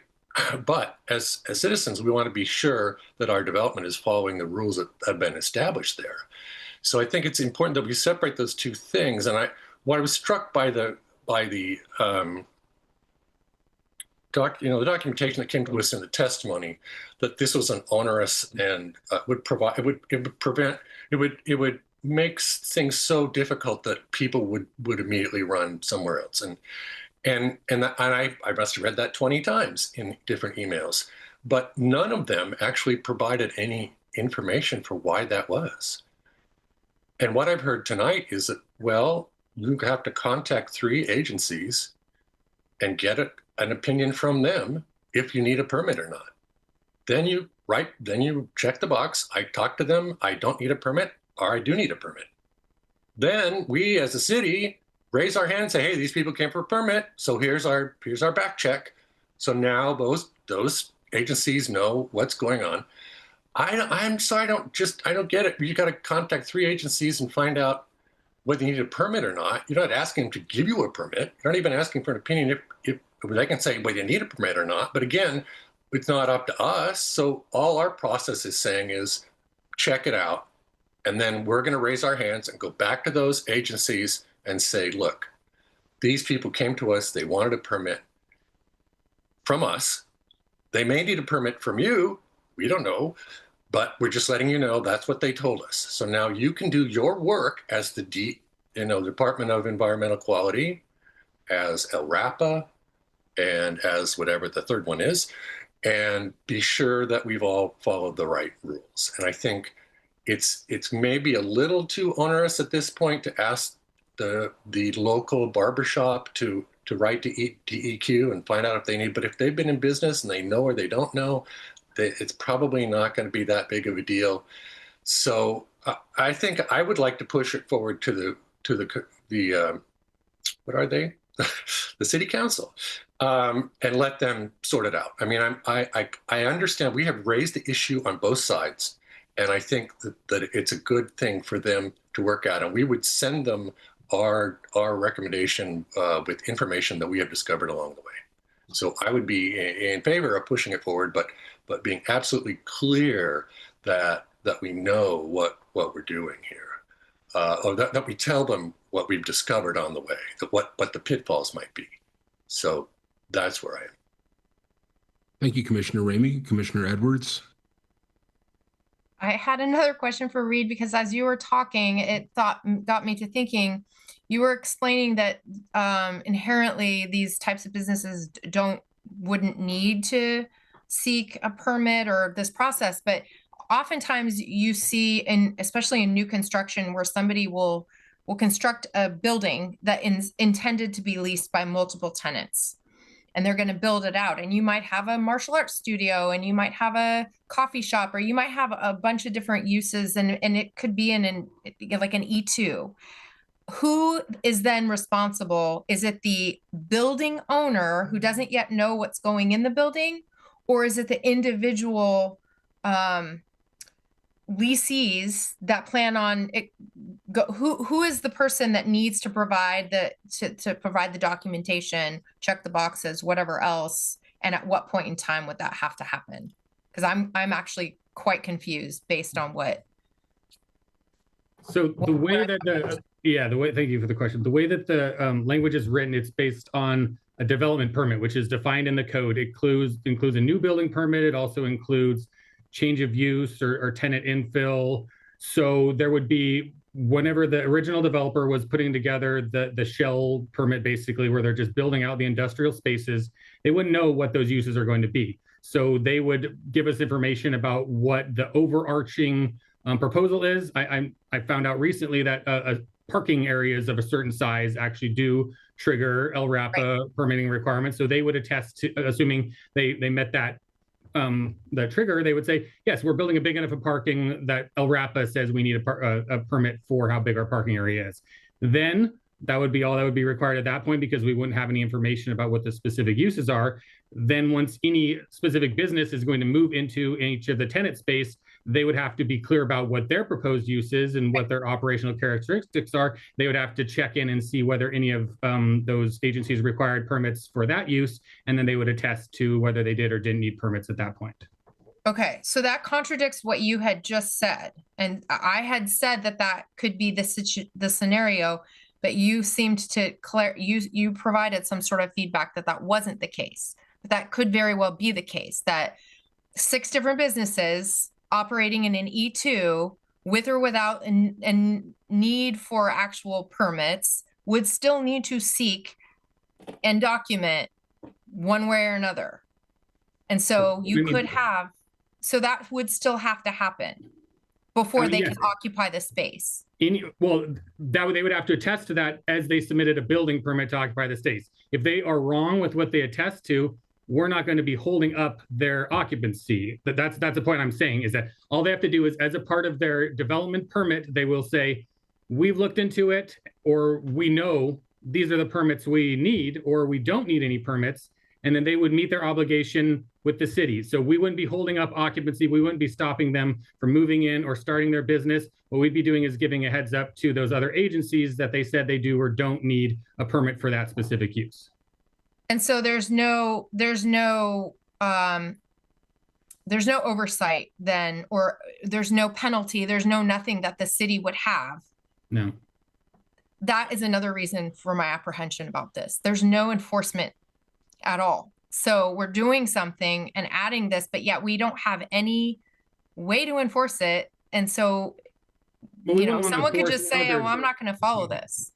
Yeah, well, we wouldn't want to enforce other agencies' regulations. That would be problematic. So what the whole noticing does is it gives them a heads up that this is what that applicant says they need or don't need for permits, and it would give them the opportunity to follow up and enforce at an early stage rather than waiting for somebody to complain if there's problems down the line. Okay. And then what would stop the city from just doing that now?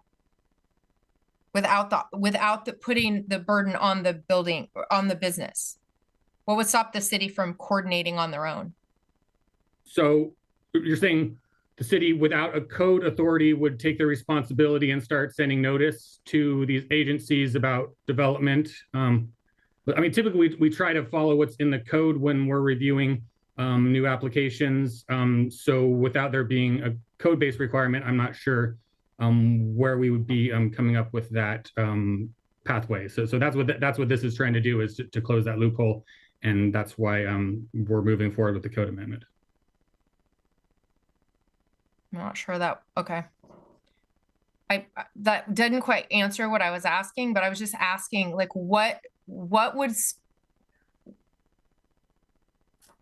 Commissioner Bailey had asked what other solutions could potentially be out there.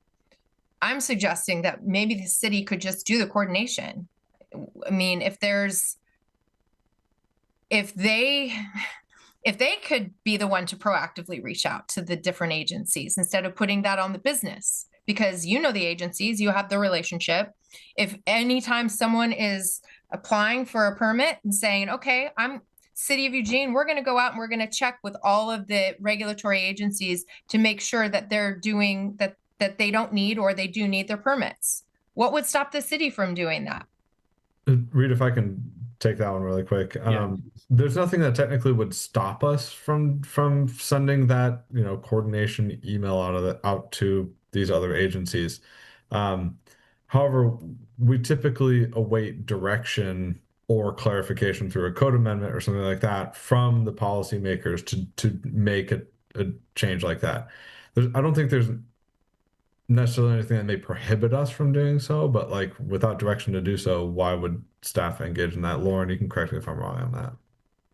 No, I think that's right, Jeff, but I think maybe what Commissioner Edwards is really asking is there another version of these code amendments where the applicant isn't required to do anything, but there's a new requirement in the code that requires staff to notify these agencies anytime someone requests a building permit in any of these zones. So instead of it being a two-step process where the applicant identifies the permits that they think they need or that they don't need any permits, and then city staff notifies the 3 agencies. It's just a one-step process where city staff knows that a building permit application has come in for a property zoned E2, I2, or I3, and notifies the agencies. And the code authority creates that notification requirement, but there's no new requirement on the applicant. Is that correct, Commissioner Edwards? Is that what you're... I would say that's exactly correct, is that, because for one, at least that, I mean, there's an existing relationship. So it would be city staff working with the same agencies. So there's efficiency there instead of these hundreds potentially of businesses who have no existing relationships. It's, it's at least a savings of at least a step. And so I'm just suggesting that if there's a need for coordination, why couldn't the coordination happen within the city? You all are the ones who control all of the permit process and everything else. And also, let's be honest, if we want to ensure that it's done correctly, relying on 1,000 businesses to do it right and check the right box and make sure they get all the permissions that they need to doesn't seem as efficient as the city doing something. And the fact that, there would be inherent trust in the process that wouldn't exist. If the whole reason we're doing this is because there's mistrust in businesses that aren't following the rules, then why would we think that we are going to just trust businesses to get all the right, sign offs and check boxes? I'm not saying, trust me, I'm not the one saying that businesses would not do this. No business wants to be put out of business because they forgot to do something correctly. They want to follow the rules. But for the folks who have concerns about this, I would say then have the city do the added step in ensuring that the coordination is happening. And so, yes, Lauren, you're correct. That would be my suggestion. Commissioner Yang? Oh, hi. I'm not a person who's in the field working with businesses, experiencing, workflow issues and whatnot. But from my standpoint, I felt that the city council had a very narrow ask, and I intend to view the version 3 with that in mind. So, and I felt that it kind of served that purpose. From what Ree has explained and discussed, it did not sound like it's a hard stop, right? That's why I call it, it's not like stopping everything. It's not a hard stop. And the city is not trying to enforce that. It's not really an honor system. It do expect that the applicants to put in effort to seek out, the 3 agencies to find out. But it's not a hard stop. It's not like they're going to, make you run away. I don't feel that way. And I do think that it will be difficult for the city to take on that task as the coordinator, navigator role. Because you can share the contact that, the city have with the 3 agencies, but then to have staff to take on responses from 3 different agencies and coordinate them, I think would be a very taxing on the manpower and city resources for the staff. I do think that the applicants shall have more sense of ownership about whatever they're applying, the application. So I think that they should be able to, if offer the contact of the 3 agencies, a contact person, that they can reach out to do that.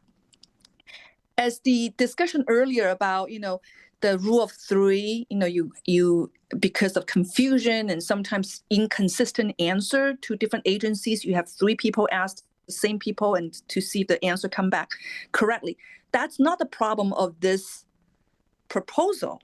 It's a problem of the agencies that they lack a single source of truth or references that people can consistently go back to. So there's definitely things that we can work on, but that's not the problem of this version, is what I'm trying to say. And like I said, back to like it's very narrow as and narrow. This thing's just to respond to that with that focus. It's not intent to stop all bad actors, big and small.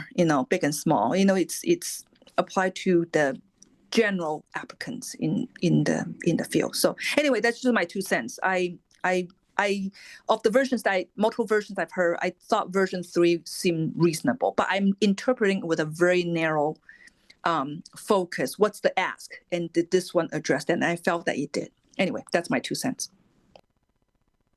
Commissioner Isaacson?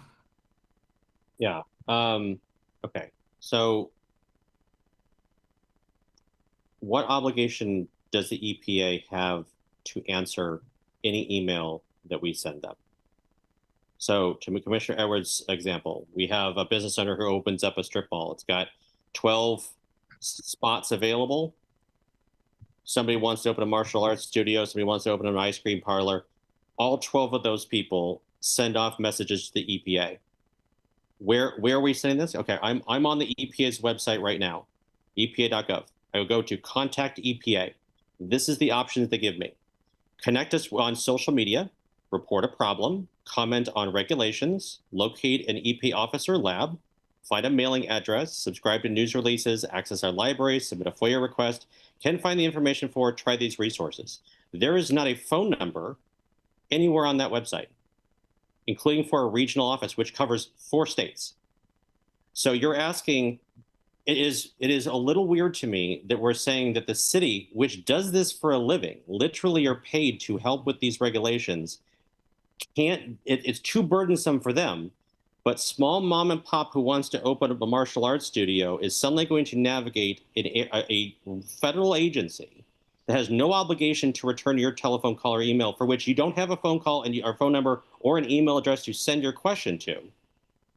And you're going to navigate this yourself. They're the ones who are going to be able to figure this out, not the people who are paid to do it. That is wild to me. I did want to add something on to what Commissioner Isaacson said, which has kind of brought my mind to the recent government shutdown. And we're kind of in the age of government shutdowns now. And to me, it's a pretty concrete example of if somebody puts this request into, an ambiguous email address at the EPA 3 weeks before the shutdown, does that mean that their project can't even budge for 3 months because there's no one to respond to them? I think it adds a lot of uncertainty. And while a lot of folks mention that this is just one thing and it's not that hard to do, there's the expression about the straw that broke the camel's back. Not saying this is the one, but it's not one thing in isolation. It's 1,000 well-meaning requirements that all kind of cumulatively make it more difficult to run a small business. And as somebody who's been in and run small businesses for my whole life, I'm super empathetic with the other folks on the Planning Commission that have done a lot of work in small business, because it's really, really hard. It's really, really hard to keep the doors open on a business. And I think in Oregon, there's a feeling that it's twice as hard as it is in, nearby states or places across the country, because the volume of rules is just so great. And the fear of making a small mistake is so great that it can really be difficult to proceed, and to do so without fearing that you're breaking the rules, you're breaking the laws. I think Commissioner Edwards put forward a really interesting point, and I was thinking the same as the discussion was moving in that direction, that if the point is just coordination, an email could be fired off from the city saying these people are applying for permits, contact them if you have any questions or concerns about what they're going to do with those permits thereafter. That to me would check the box of coordination without adding what could be a pretty significant burden to a lot of businesses that are not necessarily capable of navigating it. But I'll pass it off to Commissioner Ramey. Thank you. I have a question first for the staff. Is it possible to create a process box where planners actually do just what we're talking about, send emails out, or does it have to be in the code? I might let our city attorney Lauren speak to that one. Thanks for the promotion, Reed. I'm but assistant city attorney. Assistant city attorney. It would be something that we would want code authority for in the same way that the code directs staff to provide other notices to other entities. So there are other application types where we are directed to provide notice for other things. Yeah. Right. I'm just looking for a win there because I know in some organizations you can have a policy that says it is our policy to do X. It's not buried in the land use code. It's just part of the practice. It's what we do. So then moving forward, Commissioner Edwards and others had the idea of maybe I think it's a 3A. And I wanted to really respect the time that you all put into this and not just sort of come in here and say, wow, this is what you should do. But that is something that occurred to me. You could change version 3 so that it's just the coordination part. So it's just the part where the city says, okay, these people came, they're in this kind of zone, and they said they're going to do this. And you say, we have coordinated. And then it's up to those agencies to pick up the ball and run with it. As I said before, I think it's important to move this to the council to let them decide what level of review they want to put on it. And I would be interested in saying, look, you can do A or you can do B. You know, one of these requires businesses to do some extra work. One doesn't. These are your two choices. We think they both get us to notification and coordination. So that's where. I just want to ask a clarifying process question, then we'll move on to Commissioner Bailing. If the commission wants to put forward an alternative wording or something like that, is that possible in this session, or would it have to come back? Thanks, Commissioner Lear. So right now you have a motion on the table that's been seconded. You'll need to vote on that motion. Depending on the outcome of that vote, if the commission is interested in Commissioner Edwards' proposal, the sort of only city coordination option, I think the most efficient use of everyone's time would be to give staff direction to bring that back to you for action at a subsequent planning commission meeting. I believe the next meeting is in January, but hopefully it would be a quick round. I mean, you know pretty much what it's going to look like, but I just want to make sure that staff and I have enough time to make sure that the proposed language is accurate and, you know, we cross all our T's and dot all our I's. And I don't want to try to do that during the meeting for you. And then at that meeting, to speak to Commissioner Ramey's point, your recommendation, you know, as always, you have options with your recommendation. So your recommendation could be solely that council adopt version, you know, the newest version. It could be that council adopt the newest version, but also that you considered previous versions and here are sort of the pluses and minuses of those. It could be a lot of things. You can you could delegate authority to specific commissioners to come and speak at the council public hearing to talk about what the commission thought about. You can write a letter. You could, you know, there's a lot that you can do. So, yeah, depending on the will of the commission and how you all are feeling about the various options, you could do various different things. But if a new version, whether we call it version 3A or version 4, is of interest to the commission, then that's something that staff would want to bring back to you. Commissioner Bailing? Thank you. As I recall, Reed said the form the city would create would include all of the contact information. So that would address Commissioner Isaacson's concern about how to contact the agencies, whether it's emails, phone numbers, or whatever. I trust that Reed's intention was the city form would include all the appropriate contact information for the various agencies. I think that's a no-brainer. one of the issues I see with having the city take on coordination is the absence, therefore, of education of the applicant and the absence of any development or encouragement or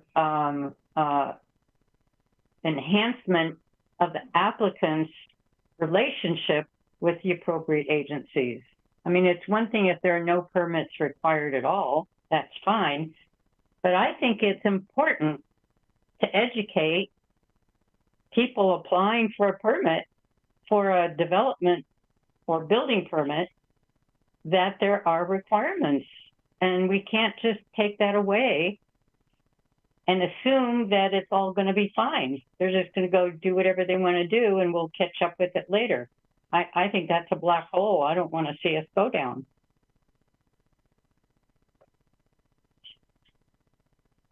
Commissioner Beeson? Yeah, I continue to want to move this forward to the council. They asked for this some time ago. I think all the work that's been done on it and where it's arrived at with version 3 has been responsive to what they're asking for. I think we ought to move it to that forum, and they'll have a public hearing and they'll have their own deliberation about it. I think that's an important part of this, that they did ask for this. I also want to, for me, it's important that after these months of work, we have a staff recommendation to do this, and the staff has worked on this, thought about it. They've been part of multiple discussions, and so that has some meaning for me. I'm not exactly sure how the vote will turn out. I guess the only other thing I would add is one of the things we've done before, I think it's been kind of alluded to a couple of times here. Maybe I'm kind of making this up, but assuming it's a very close vote, I think we've in the past sent forward our recommendation and attached a letter or attached a minority report, or, and provide some kind of information to the council that this was, assuming unless they come back and watch all this, that we've had quite a bit of discussion on it. And kind of my last quick observation, I really think this is exactly what the Planning Commission should be doing. I find this is kind of really good work on our part. You have something like this where there's some pretty, I think, strong opinions going either way, and we've had a lot of good discussion about it. And I think all of this kind of going forward to the council should be helpful to kind of inform them as they deliberate on it. So I'd like to move it forward to a vote. Thank you, Commissioner Beeson. And Commissioner Edwards? Thanks, Chair Lear. I just wanted to, I'm going to respectfully disagree with you, Commissioner Beeson, because I don't believe that that is our job as Planning Commission. There's a reason why we spent months working on this policy. We've had multiple public hearings. We've had multiple versions.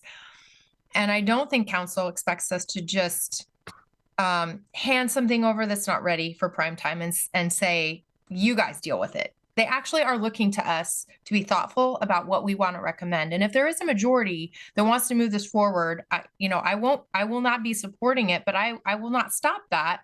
I'm just saying that that is actually our job. So I would encourage any of you who might be on the fence for good reason, that's what specifically what council needs to hear, is that this wasn't the right tool to apply to a problem that you weren't really clear on what you were trying to solve in the first place. Like, that is our job. And so I do think that it's important that if people have questions, if they aren't feeling it, if this doesn't seem like the right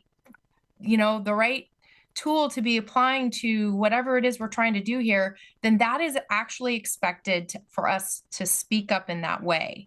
And that's why we spend all this time on it, because council's dealing with other things. So they don't want to have to completely start over in this process.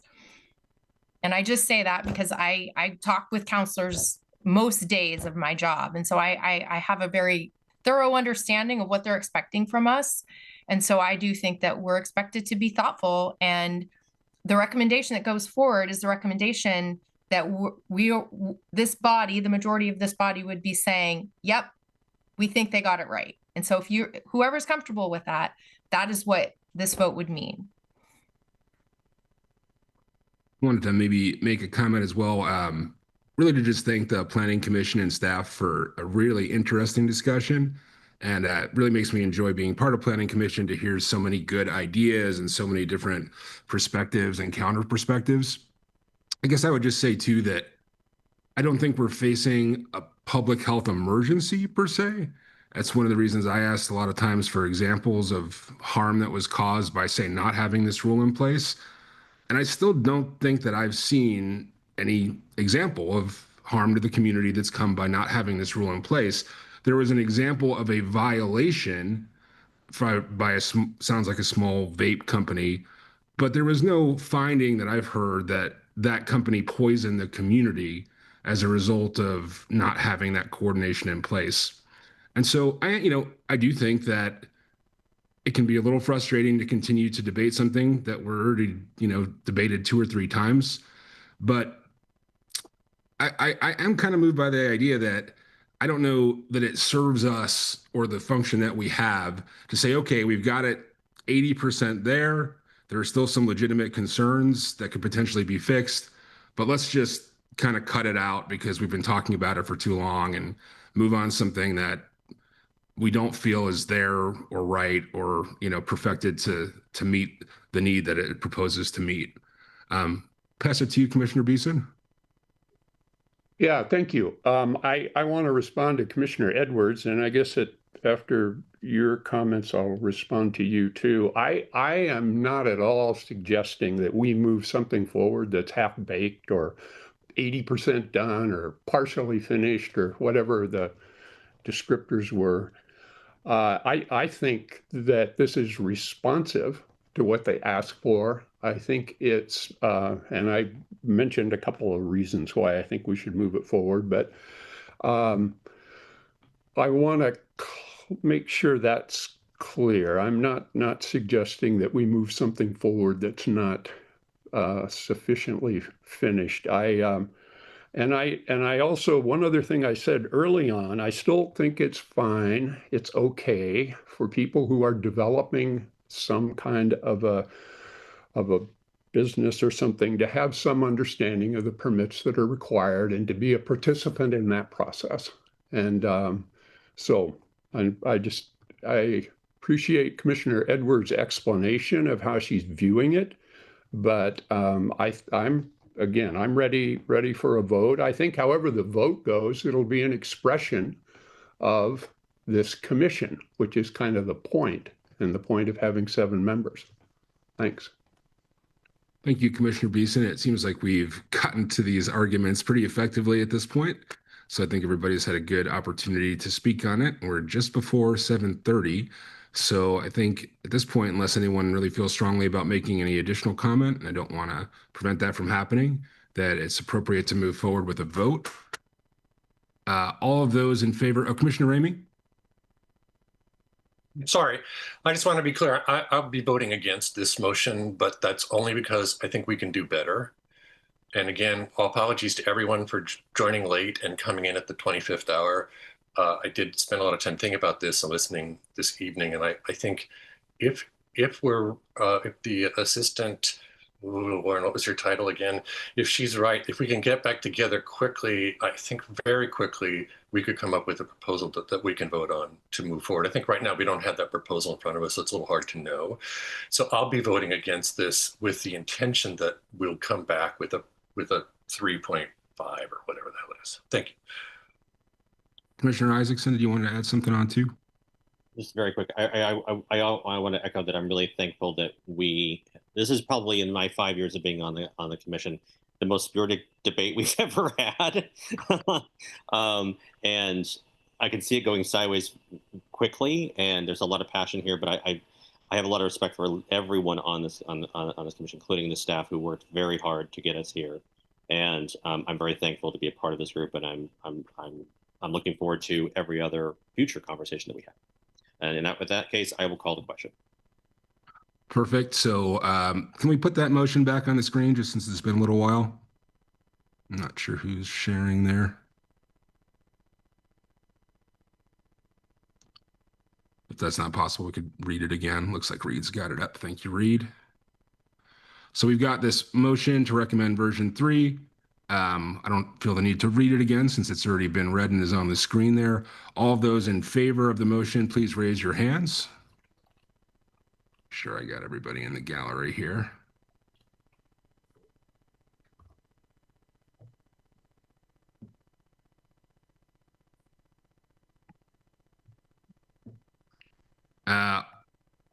And then all those opposed.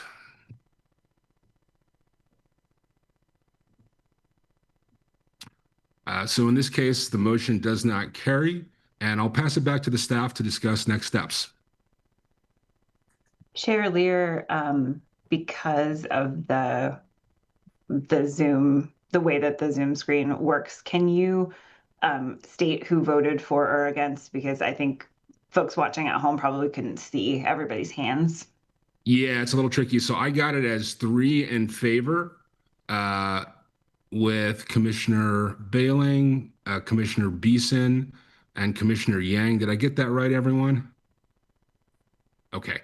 And then everybody else voting in opposition. So there were no abstentions recorded. Great, thank you. And so then if I may, so that motion fails, but the commission does still need to make a recommendation to the city council on these code amendments, this application based on the direction from city council. So we'll need to come back to you in some capacity to do something. It sounded like there was some interest in a version 3A, version 4 that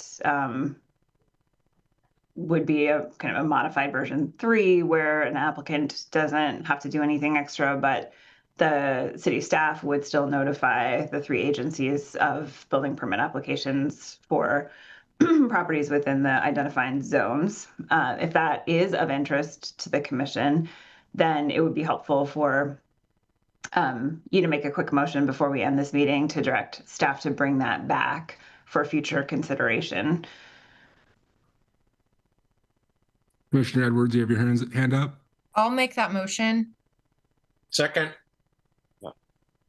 So this is a motion to direct staff to continue work on and to bring back the proposal. Lauren, is that correct? At a future session? Okay. Yep. All of those, we got a second. All second. Those in favor, please raise your hands. And it looks like that one is unanimous, so we'll ask for those in opposition. I don't think Commissioner Bailing did I miss? Oh, I'm so sorry about that, Commissioner Bailing. All those opposed, please raise your hands. And I'll abstain from that. Okay, and then I was going to call for abstentions. So we have 6 in favor, 0 opposed, and Commissioner Bailing an abstention. Well, perfect. I think that brings us to the end of tonight's meeting. That was quite a meeting. Are there any other info from commissioners to share first before I call over to staff? Not seeing anything, and anything from staff?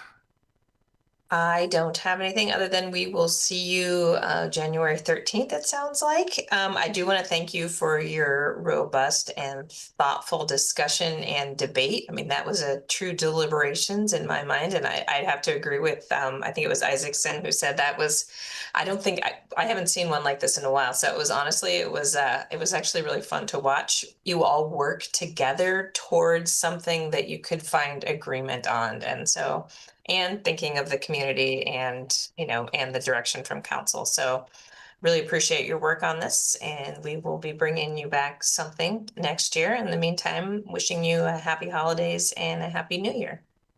That's a nice message of harmony to go out on, and definitely agree, and happy holidays to all who celebrate. Hope you get some time and rest and peace over the next month here. See you all in the new year. Thanks, and this meeting of the Planning Commission is now adjourned. Bye.